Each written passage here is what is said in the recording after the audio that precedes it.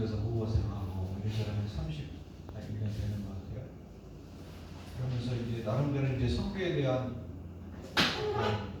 생각이 있지 않겠습니까? 선교 또 선교사에 대한 선교가 뭘까, 선교사가 뭘까 뭐 이런 것들의 생각이 나름대로 있습니다.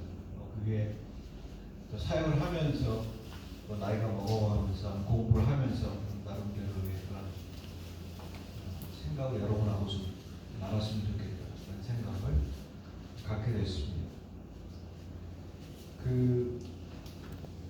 보통 이제 교회가 이제 선교한다 그러면 마치 교회가 선교의 주체이냐,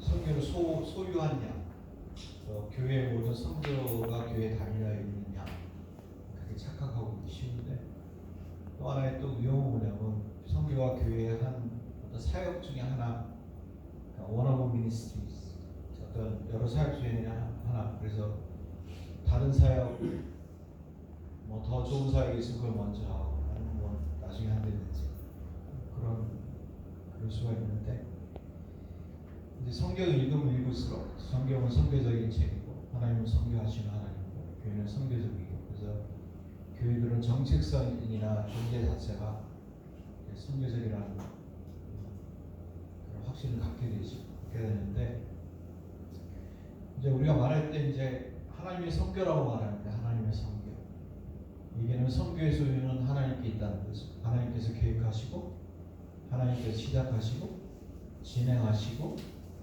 이루신다는 거죠. 이 얘기는 뭐냐면은 하나님의 계획 아래서 하나님께서 하신다는 거예요. 홀로 하실 수 있다는 거죠. 근데 굳이 하나님의 선교에 교회를 참여시키는 하나님의 선교의 교회를, 그럼 왜 교회를 참여를 시키실까? 하나님께서 혼자 하실 수 있음에도 불구하고 교회를 하나님께서 참여를 시킨다는 거죠. 근데 기독교 역사를 보면 교회가 저지르는 그런 잘못들, 실수들, 악행들 되게 많거든요. 또 선교라는 이름으로, 기독교라는 이름으로 저지르는 그런 많은 수많은 죄악들이 있기 때문에 어떤 선교학자들은 교회가 세상에 대해 선교하기에 앞서서 먼저 세상에 대해 지은 죄를 먼저 회개해야 된다라고 말하는 그런 분들도 있습니다. 교회는 항상 문제가 있었거든요.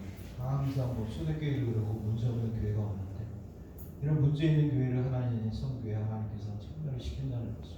이 얘기는 뭐냐면 교회가 움직이지 않으면 선교가 안 되는 거예요.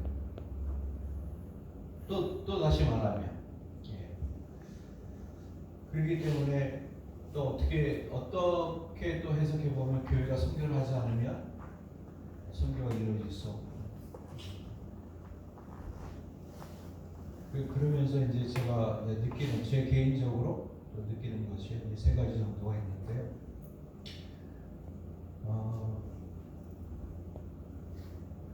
그러니까 하나님께서 나를 선교에 참여시켰잖아요. 내가 선교사로 부르시고 선교하게 하셨는데 왜 그러셨을까?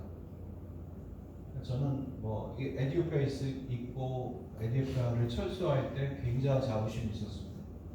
나 같은 선교사 있으면 나가봐, 뭐 이러고. 플로에서 공부를 하는데 교수들이 다 우습게 보이고, 예를 속된 말로 너희들이 개맛을 알아? 뭐 이럴 정도의 그런 거 있잖아. 그래서 내가 막 질문하면 저격수라 그랬어요. 질문도 날카롭고 막 이래가지고. 근데 이제 시간이 먹으면서 하나님께서 그걸 다 같이 치시더라고요. 저를 절망하고 과거의 그 찬란스러웠던 영광스러웠던 것들, 기업들, 뭐 이런 모든 것들을 하나님께서 치시면서 점점 이제 나에게서 그런 깨달아지는 거가 뭐냐면, 하나님께서 나를 선교에 참여시키는 것은 바로 나를 위한 거라는 거죠. 저를 위한 거. 내가 없어도 되는데, 다른 사람들이 할 수 있는데, 나를 부르신 거는 바로 나 때문이라는 거죠. 여러분 요나서를 보세요. 요나서를 보면 사실 요나가 없어도 니느웨 백성을 해결하거든요. 동풍도 동원하시고 벌레도 동원하시고, 그죠? 그런 하나의 한순간에 그 영혼들이 뭐 요나의 사역을 통해서 그렇게 이루어졌지만, 하나님께서는 원하시는 한순간에 그 백성들을 구원하실 수 있는, 그 마음 변하게 하실 수 있는 분이라는 거죠. 그 요나서를 가만히 읽어보면 요나를 추적하시는 거예요. 그러니까 그래서 저는 요나서는 좀 성교적인 책이라기보다는 오히려 어떤 개인에 대한 성숙, 성장, 하나님과의 관계, 뭐 제자도 아니고 뭐 이렇게 보는 게 더 낫지 않을까라는 생각이 든다는 거죠. 요나가 없어도 니네의 백성은 구원하실 수 있지만 굳이 요나와 다투시면서 요나와 씨름하시면서 있는 바로 요나 때문이라는 거죠. 그래서 하나님께서 나를 선교사로 참여시키시는 것은 내가 섬기는 민족보다도 내가 섬기는 그 대상보다도 바로 하나님께서 나를 성장시키기 위해서, 나를 나로 만들기 위해서, 성숙시키기 위해서 부르셨다는 그런 생각을 하게 됩니다. 그래서 초점이 뭐냐면은 저에 대해서, 제 삶에 대해서 초점이 바뀌게 됐어요. 정말 성교를 함에 있어서 중요한 거는 나다. 내가 성장하는 거다. 내가 성숙하는 거다. 내가 하나님 앞에서 잘하는 거다. 라는 생각을 했습니다. 많은 사람들이 일을 열심히 하지만 나이가 들수록 선교사임에도 불구하고 강팍해지고 고집스럽고 말이죠. 후배들한테 이렇게 폭력을 행사하고 그런 분들이 많습니다. 일을 열심히 많이 하고 했지만 그런 분들이 많다는 거죠. 그래서 이제 자기를 잃어버리고 업적은 있지만 자기를 잃어버리는 그런 우를 범하게 되는 거죠. 그렇기 때문에 사역보다도 중요한 게 뭐냐면 내 존재라는 거죠. 그래서 이제 뭐 부인보다도 더 중요한 건 나의 위, 나의 존재가 중요하다. 이걸 잃어버리면 안 된다는 거죠. 그래서 우리가 신앙생활을 하는데 신앙생활을 함에 있어서 뭐 헌신하고 사역을 하고 열심을 하고 모든 것들이 중요하지만 제일 중요한 거는 내 자신을 돌아보는 거라는 거죠. 여러분이 없어도 신앙교회는 나아갑니다. 여러분이 없어도 여러분이 뭐 안 하도 말이에요. 신앙교회는 뭐 없어질 수도 있겠지만 그러니까 하나님의 교회는 하나님의 교회로서 나간다는 거죠. 중요한 거는 뭐냐면 우리 자신을 항상 돌아보는 것. 내가 성장하고 있는지 내가 성숙하고 있는지 항상 우리는 자기 자신들에게 질문을 해야 된다는 거죠. 그러니까 저는 이제 그런 고민이 있었어요. 50살 넘어서부터 계속 고민이 뭐냐면 내가 어떻게 늙어갈 것인가. 내가 어떻게 늙어갈 것인가. 내가 어떤 모습으로 하나님 앞에 설 것인가가 항상 지금도 마찬가지로 그런 고민에 있습니다. 내가 과연 그러니까 일단은 내가 어떤 것을 가지고 내가 하나님께 쓰려는 모든 것들은 포기했고요. 내가 어떤 모습으로 하나님의 은혜로 인하여 하나님 믿음으로 하나님 앞에 나아가는데 나의 어떤 모습이 아니라 그럼 그때 내가 하나님 앞에 마지막에 섰을 때 하나님께서는 나를 뭐 받아주시겠죠. 그랬을 때 성경에 말하는 대로 착하다, 충성스럽다 이런 말을 들을 수 있을까? 뭐 이런 것들이 저의 계속되는 질문입니다. 그래서 이제 여러분에게 부탁드리고 싶은 것은 자기 자신에 좀 초점을 맞추면 좋겠다. 자기 자신이라는 것은 뭐 여러 가지 관점이죠. 지적인 면, 정서적인 면, 인격적인 면 이런 모든 면에 관심을 가지고 성장시키는, 성숙시키는 이지 않을까. 나이가 또 들어가시잖아요. 어느새 보니까 벌써 60이 되고 그러는데 선교교회에서도 제가 안타까웠던 것 중에 하나가 뭐냐면 많은 선교사님들이 있고 뛰어난 분들이 있지만 존경할 만한 분이 있는가. 그 존경한다는 얘기는 뭐 사역도 잘해야 되겠지만 기본적으로 인격적으로 또 영적이라는 말은 제가 다 포함하는 말을 사용을 하기를 좋아하는데 뭔가 우리가 이 사람은 하나님의 사람이다 라고 말할 수 있는 사람입니까? 그런 질문이 제 자신에게도 하게 됩니다. 그래서 첫 번째는 지나온 세월을 돌아보면서 결론 내린 게 나다. 내가 중요하다라는 그런 생각을 했습니다. 두 번째는 뭐냐면 사람이라는 거예요. 사람이 중요하다는 거죠. 나도 그 사람에 포함되죠. 제 안에도 사람이 포함되고 나와 같이 일하는 사람들 두 명도 사람에 포함됩니다.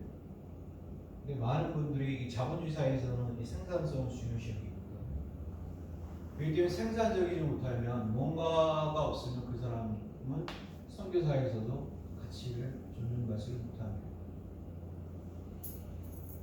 참으로 그런 안타까운 건데 어쨌든 사람의 어떤 숫자나 어떤 프로젝트의 크기나 뭐 양이나 뭐 일의 결과가 아니라 끊임없이 사람의 우리의 관심을 내가 대상으로 하는 사람에게도 관심을 두지만 내 옆에서 아니면 내 밑에서 일하는 사람들에게서 관심을 두는 것이 굉장히 필요하다. 하나님이 원하시는 기뻐하시는 일이 아닌가 그런 생각을 좀 합니다.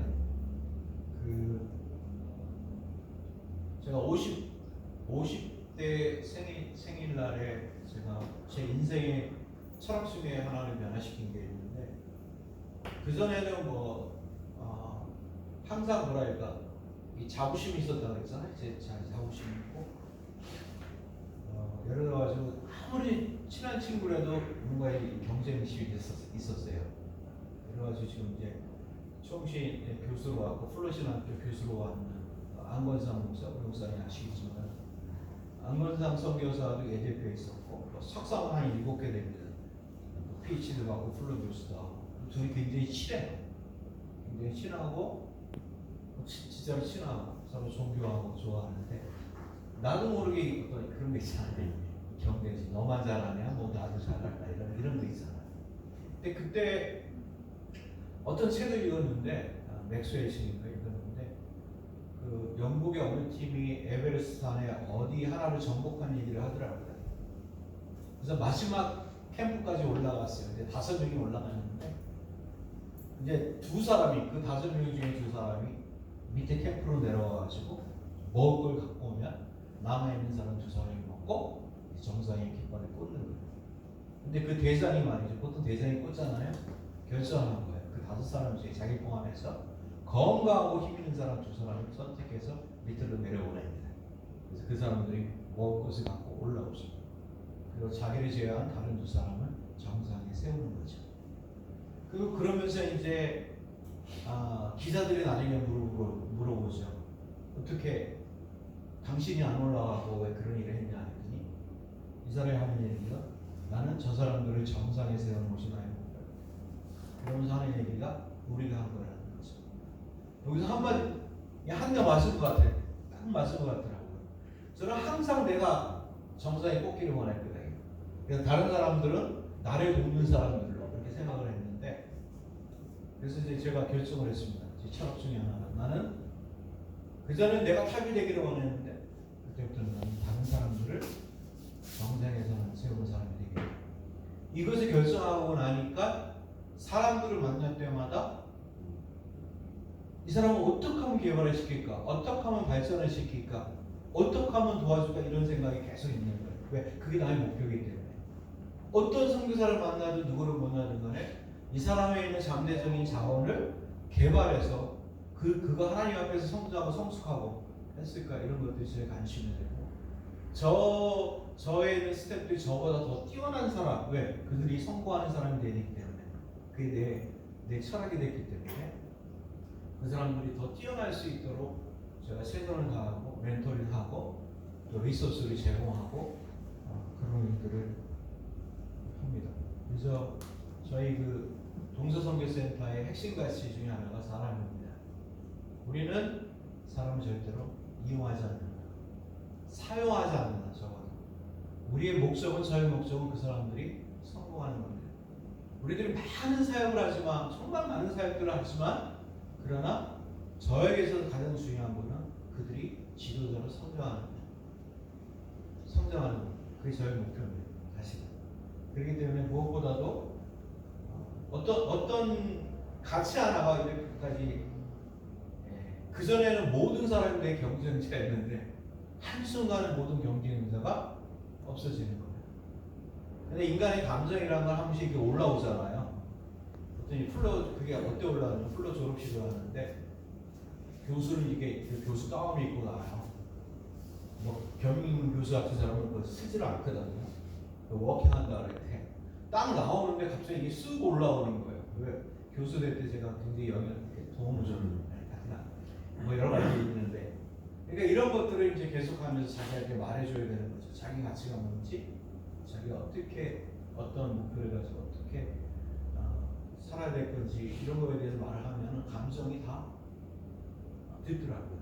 그래서 감정은 우리가 컨트롤할 수가 없지만 우리가 이성이나 생각이나 행동을 변화시킴으로써 감정도 컨트롤되는 것들을 많이 배웠습니다. 그래서 첫 번째는 나고 두 번째는 사람인데 이것과 이제 결부되는 건데 연결되는 공동체라는 거죠. 공동체라는 거죠. 저는 공동체를 굉장히 중요시합니다. 교회도 중요시하고 또 우리 센터의 공동체를 굉장히 중요시하고 그래서 우리 공동체에서는 뭐 어떤 한 해는 요절을 계속해서 그 성경 읽기를 같이 해가지고 카톡으로 읽었다는 거 하고 하는 것도 하고 또 한때는 또 요절 암송을 해가지고 녹음을 해야 돼요. 그게 습관이 돼가지고 저는 그때 그 머리 수술하는 바람에 그걸 놓쳤기 때문에 개인적으로 뭐 좀 하는데 저희 사람은 아침이고 저녁이고 쭈뼛쭈뼛거리는 거예요. 아침에는 그냥 수백 절 수천 절에 이르기까지 그게 되더라고요. 계속 요절을 외우면 아침에 외우고 뭐 이빨 닦고도 해기 저녁할 때도 한참 외우고 그럼 나는 조용히 옆에서 있는 찍소리 못하면 가만히 있어. 왜냐하면은 공동체는 무너지기가 너무 쉽거든요. 한순간에. 그런 걸 통해서 서로를 잡아주는 그런 영적인 그런 어떤 매개체를 통해서 그런 것들을 하려고 그러죠. 그러니까 나라는 존재는 사실은 공동체 안에서 내가 정해야 되거든요. 그러니까 공동체는 일종의 거울과 같습니다. 그러니까 성경에 보면 항상 너희라 그래요. 너희는 말이죠. 단수가 아니고 복수입니다. 항상 말할 때 너희는 세상의 빛이다. 그러면 너희는 복수예요. 거의 모두에 대한 성경은 복수로 말합니다. 그래서 공동체 안에서 우리는 우리 자신을 바라보게 되고 그 안에서 우리는 진정한 성숙과 성장이 가능하다는 것입니다. 제 캐나다 선교사가 제 동료였습니다. 10년 동안 같이 일했는데 캐나다의 존 컴만이라는 선교사. 근데 이 사람은 이디오피아에서 태어났어요. 아버지가 에티오피아 SIM 선교사였고 태어났는데 좀 연약한 사람이에요. 약을 먹시라면 환성이나 환각이 보입니다. 그래서 차를 타고 가다가 웅덩이에 있으면 피해야 되잖아요. 웅덩이에 그냥 가요. 그러니까 얼마나 위험해요. 그래서 우리 미국 선교사가 그러더라고요. 존 콜만이 운전하면 하나님 하늘에서 비상이 걸려가지고 천군 천사가 다 동원한다고 이럴 정도. 근데 나중에는 이제 따라하고 나서 이제 거기서 철수했는데 교통사고를 한번 냈죠. 사람은 이제 주변에 이분이 다행히도 실수한 건 아니었고 보행하는 사람이 잘못을 했는데 근데 저는 이를 몰랐어요. 이러한 질병이 있는 거를. 원래는 사실은 본부에서 저한테 말을 해줘야 되는데 말을 안 해줬어요. 왜냐면 사적인 수도 있기 때문에 그러지 몰라도 근데 일을 안 해도 너무 힘든 거예요. 매사 힘든 거야. 모든 일에. 만약에 나한테 1,000원을 뽑았다. 그럼 잊어버려요. 네? 내가 1,000원을 내가 뽑았다. 그래도 잊어버려요. 어차피 한 말도 잊어버리고 해놓은 거 다 잊어버리고 뭐 이런 것들이 잊어버리는 문제 아니라 모든 데서 이런 거예요. 근데 사람은 엄청 착해. 엄청 착해가지고 이 대표 사람들이 사랑하고 그렇지만 사역에 있어서는 정말 힘든 그런 사람이었어요. 그래서 어느 날 제가 이 사람을 개인적으로 만나가지고 나 너무 힘들다. 당신 때문에. 어떻게 일을 같이 할 수 있겠니 이렇게. 아무 말도 안 하더라고요. 정말 아무 말도 안 하더라고요. 근데 영국 선교사가 있었는데 캠브리지 출신의 영국 선교사가 딱 오더니 저한테 이야기를 하더라고요. 존 콜만이 어떠한 병을 앓고 있는지. 원래 선교사로 와서는 안 될 사람인데 너무너무 에티오피아를 살아있기 때문에 온 사람이에요. 얘기를 하는데 제가 아차 하는 생각이 들더라고요. 너무너무 미안하더라고요. 그러면서 제가 느끼는 게 뭐냐면 정말 하나님께서 원하시는 게 뭐냐 이거죠. 우리들한테. 우리가 얼마나 교회를 세우고 영혼을 구원하고 어떤 프로젝트를 이거 정말 하나님께서 원하셨냐 이거지. 그냥 옆에 있는 사람, 부족한 사람, 연약한 사람 그냥 용서해주고 같이 가지고 이런 게 더 중요한 게 아닌가라는 생각을 제가 갖게 됐습니다. 그때부터. 그래서 제가 팀 리더여가지고 미국 또 뉴질랜드 이런 사람하고 같이 일했을 때 존 콜만이 계속 이제 문제를 일으키자 그분들한테 내가 그분들한테도 말을 했음에도 불구하고 문제를 일으키며 갈등을 보면서 깨달은 것들이 그거죠. 정말 하나님께서 원하시는 게 뭘까? 우리에게 정말 교회가 얼마나 세워졌는가 할까? 아니 영혼이 얼마나 구원받는 걸 원하실까? 정말 옆에 있는 우리의 그런 연약한 형제 이런 저는 개인적으로 그렇게 생각합니다. 하나님께서 원하시는 거가 아닌가 그런 생각을 해요. 사실 저희 팀 안에는요 문제가 있는 사람들이 수석합니다. 저희 팀 안에 뭐 일은 많이 하지만 내가 이거를 오늘 버스 안에서 했거든요. 다른 교회 가면서 생각해보니까 다들 참 기가 막히더라고. 어떻게 이런 사람들하고 내가 사역을 해. 우울증에 심각한 우울증이 있는 사람이 있고요. 정말 자존감 검사를 했는데 아주 바닥에 있는 사람이 있어요. 자존감이 바닥에 검사를 했는데 삐져가지고 말이죠. 그냥 어떤 때는 뭐 한동안 나오지도 않아요. 바닥에 있기 때문에. 그리고 정말 쫀쫀한 친구도 있어요. 한 번 사보지를 못해요. 진짜 인간관계에서 그런 쫀쫀한 그 조직이 있으면 얼마나 그게 고통스러운 줄 아세요? 심각하더라고요, 그 문제가. 그리고 일은 잘하는데 완벽주의여가지고요.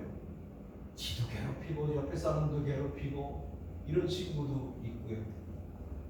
그 다음에 너무 질투가 많아가지고 그 사모님인데 그냥 온 우리 공동체에 쑤시고 다니는 그런 사람도 있고 말만 뻔질하게 하는 그런 친구도 있고요.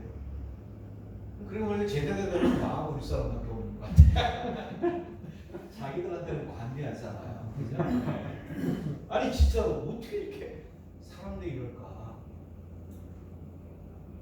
그래서 만약에 세상적으로 봤을 때 아니면 자본주의 사회에 봤을 때는 정리해야 될 사람들이죠. 선교사라고 여기서 다 이렇게 정상적이진 않아요. 비정상 사람들이 많습니다. 비정상이니까 선교지가 나왔겠지. 정상이면 나오겠어요. 제대로 아주 독특한 개성의 선교사들이 많습니다. 선교사들이 아주 대하기 힘든 사람들이 많아요. 그러지 않아요, 우리? 그런 사람들이 있어요. 특히 선교사들이 많습니다. 근데 같이 가는 거지. 우리가 일을 많이 못하면 어떻습니까?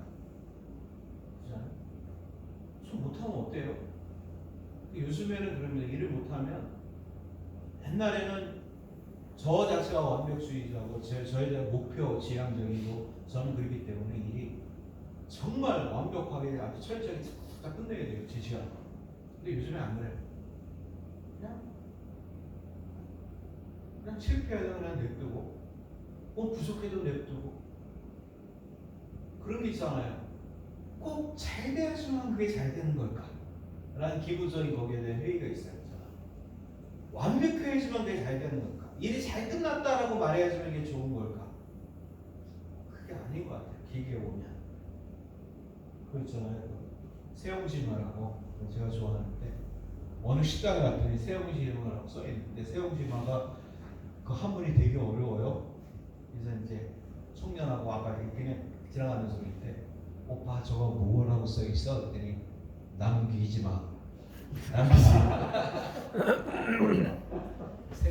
세우지 마 그러잖아요.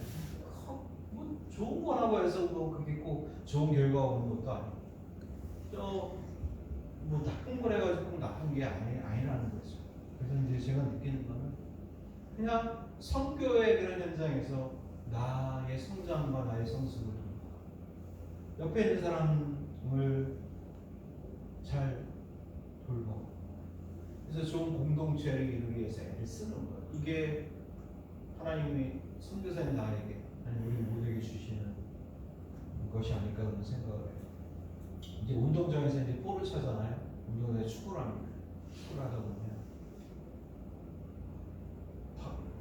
이기려고 말이죠. 태클 심하게 걸어가지고 담에다 부러뜨기도 하고 그러지 않습니까?